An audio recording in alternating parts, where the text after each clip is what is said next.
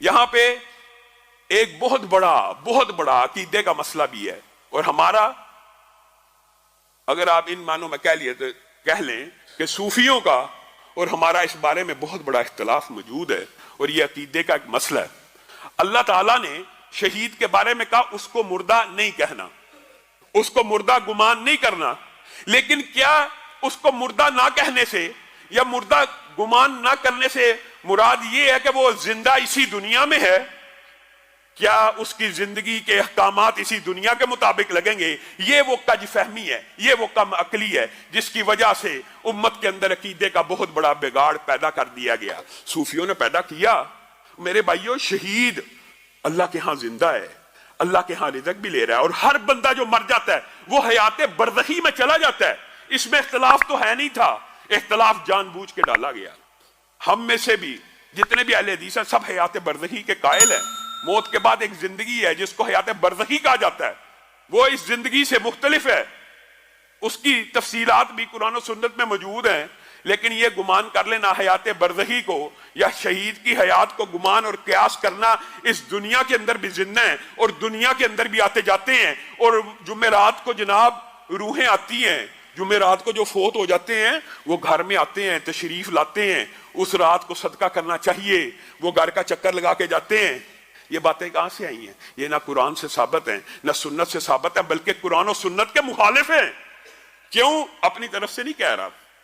سورہ یاسین کے اندر بھی اللہ تعالیٰ نے بھی عقیدے کے مسائل کو مخفی نہیں رکھا، پوشیدہ نہیں رکھا۔ یہ شریعت روشن ہے، یہ شریعت واضح ہے، اس میں ابہام نہیں ہے۔ ابہام ڈھونڈ ڈھونڈ کے کوئی ڈالے تو ڈالے۔ شہید کے بارے میں سورہ یاسین کا شہید ہے، وہ اپنے بارے میں کیا کہتا ہے؟ یا لیت قومی یعلمون، یا لیت قومی، اے اللہ آپ نے مجھے طرح طرح کا رزق دیا، کتنی میری عمدہ میزبانی کی، کتنا میرا اکرام کیا، یا لیت قومی یعلمون، اے اللہ مجھے واپس بھیج، میں اپنی قوم کو بتاؤں کہ آپ میری کیسی میزبانی کر رہے ہیں۔ کون کہہ رہا ہے؟ شہید، جس کو مردہ کہنا بھی نہیں اور جس کو مردہ سمجھنا بھی نہیں، وہ اللہ کو کہہ رہا مجھے واپس جانے دیجئے، میں اپنی قوم کو جا کے بتلاؤں۔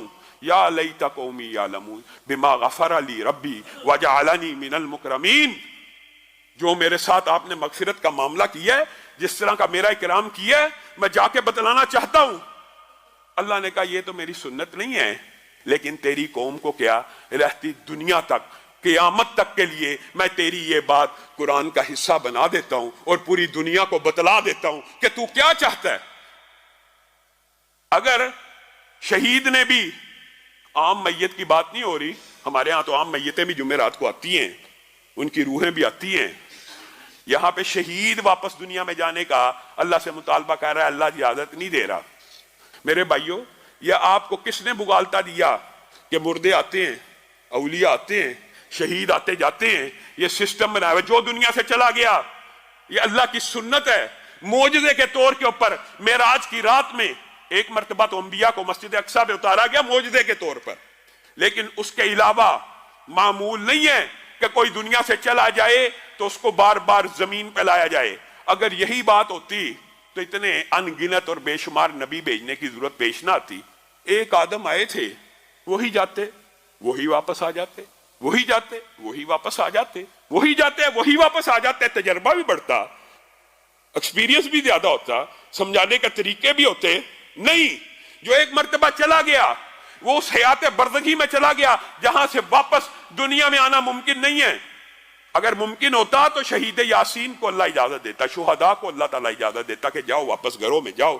ہاں، یہاں پر ایک ابہام پیدا ہو سکتا ہے کہ جناب ہم نے بہت سے واقعات ایسے سنے ہیں کہ جناب روحیں آئی ہیں، جناب آواز آئی ہے، جناب بالکل جو والدہ فوت ہو گئے تھے فلاں کے پاس گئے، انہوں نے بالکل جی ہماری ان سے بات کرائی، جی ہماری ان سے گفتگو کرائی۔ یہ 90% سے زائد شرک کے جو دھندے ہیں یہ شیاطین اور جنات کے ساتھ چلائے جاتے ہیں، اور یہ ایک عام فہم بات ہے۔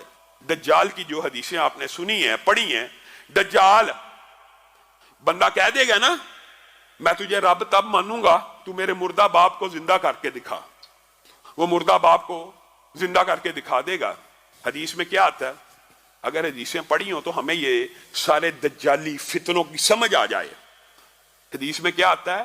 حقیقت میں وہ اس کا باپ زندہ نہیں ہوا ہوگا بلکہ جن اس کے باپ کی شکل میں زندہ ہو کے سامنے آ جائے گا. وہ کون سا جن؟ وہ جن، وہ شیطان جس کو ہر انسان کے ساتھ اللہ رب العزت نے پیدا کیا. آپ کے اور میرے ساتھ ایک کرین پیدا ہوا ہے جو ہماری بچپن سے لے کے آج تک کی ساری انفارمیشن جانتا، ہمارے ساتھ پلا بڑا ہے.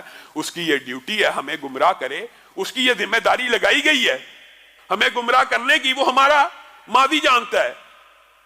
اور یہ جو کاہن اور جادوگر ہوتے ہیں یہ سارے کے سارے آپ کو جو اب آپ کے آباء و اجداد کی روحوں سے ملواتے ہیں، یہ وہی جنات ہوتے ہیں. اور آپ جب ان سے کوئی بات پوچھ لیتے ہیں وہ جن آپ کے باپ کی ہر بات سے واقف ہے اور وہ آپ کو کوئی ایسا ہنٹ دے دیتا، آپ کہتے ہیں یقیناً یہ میرے ہی باپ کی روح سے میری بات ہوئی. معاذ اللہ، یہ کاہن نے تیرے ساتھ دھوکا کیا. اور اسی لیے رسول اللہ صلی اللہ علیہ وسلم نے کہا تھا کاہن، آپ کو پتا نا کاہن درست بات بھی بتا سکتا ہے جن سے انفارمیشن لے کے درست بات بتا سکتا ہے، حتیٰ کہ آپ حیران رہ جائیں گے. صحیح حدیث کے الفاظ ہیں رسول اللہ صلی اللہ علیہ وسلم کا. آپ کو پتا کائنات میں ایک ایسی شخصیت ہے، صرف واحد نبی کریم، آدم بھی نہیں، کوئی رسول اور پیغمبر بھی نہیں، صرف نبی کریم صلی اللہ علیہ وسلم واحد ہیں جن کے کرین نے کلمہ پڑھ کے اسلام کو قبول کر لیا تھا.